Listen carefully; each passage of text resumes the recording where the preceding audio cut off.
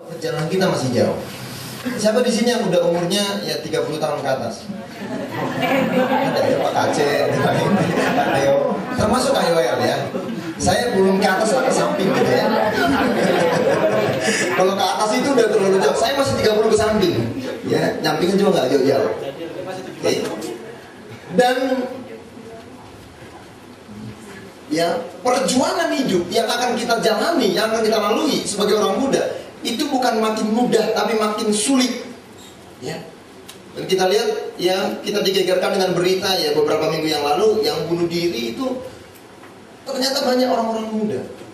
Ya, loncat dari lantai 5 itu jangan dilakukan, cukup dilakukan profesional. Tolong ya.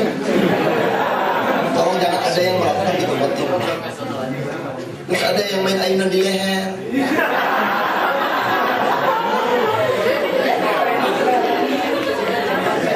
Sampai sekarang tolong main ayunan ditaruh di pantat ya. Lagi ngapain main ayunan di leher? Ya ampun. Nah, ini ciri-ciri ya, orang yang kalah. Kayal kebetulan kuliah lagi, dan memang di kota-kota besar ya, itu statistik menunjukkan bahwa anak-anak muda itu sedang mengalami tekanan yang sangat-sangat luar biasa. Ya, angka stres sekarang ini bukan cuma orang tua yang stres. Ya, anak-anak muda juga banyak stres.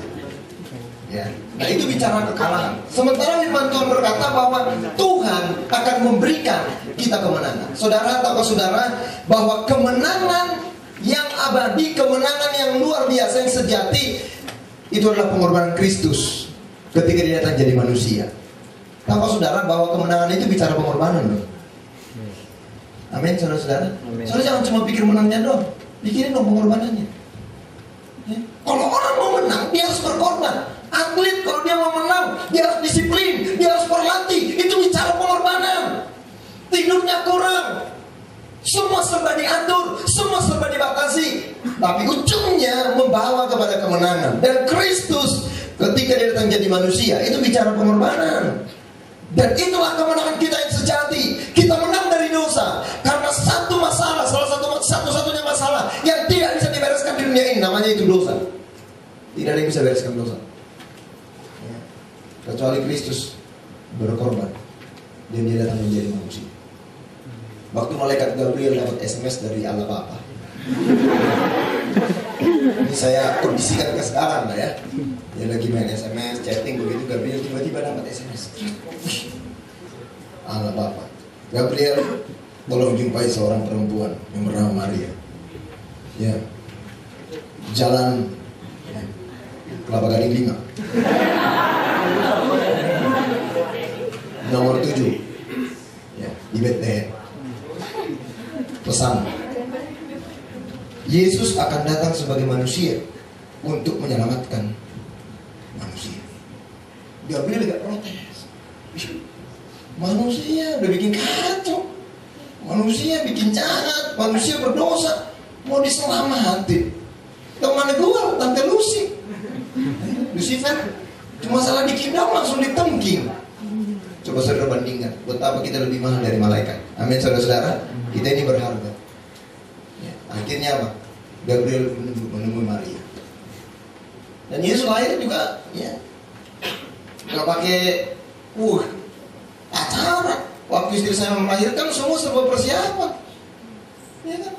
Bajunya si kecil kan, waktu dilihat, wah ini anak perempuan ya, tentu saya kasih cari nama perempuan dong kan begitu ya.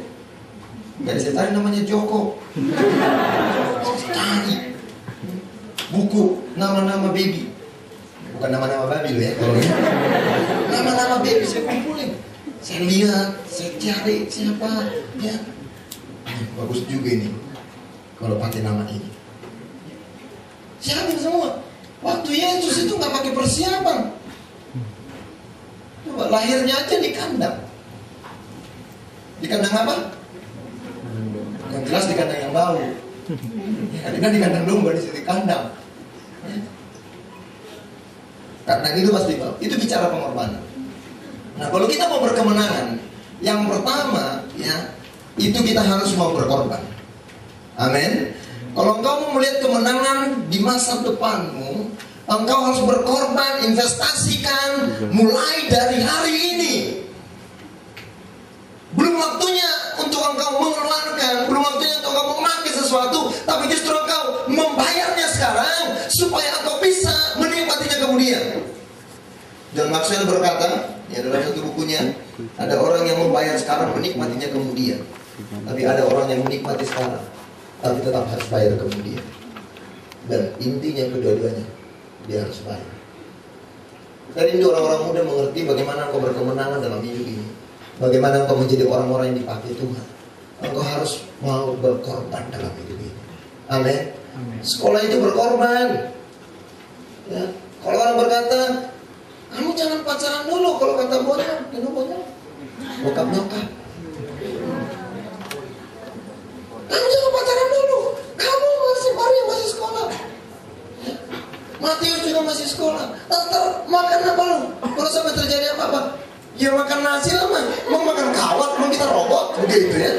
Anak-anak muda sekarang, aduh, kalau ngejawab sama orang tua, ada jemaat bilang gini, Pak, aduh anak saya baru ngomong 1 di rumah 200. Ada yang ngomong gak, wih gue banget tuh Kak, gue banget. Berkorban. Kalau kita mau menang, kita harus berkorban. Yang setuju katakan amin. Memang Tuhan beri kemenangan, tapi saudara pernah dengar gak kata yang begini? Mempertahankan kemenangan itu jauh lebih sulit daripada merebutnya. Tinggal 1 udah mau habis.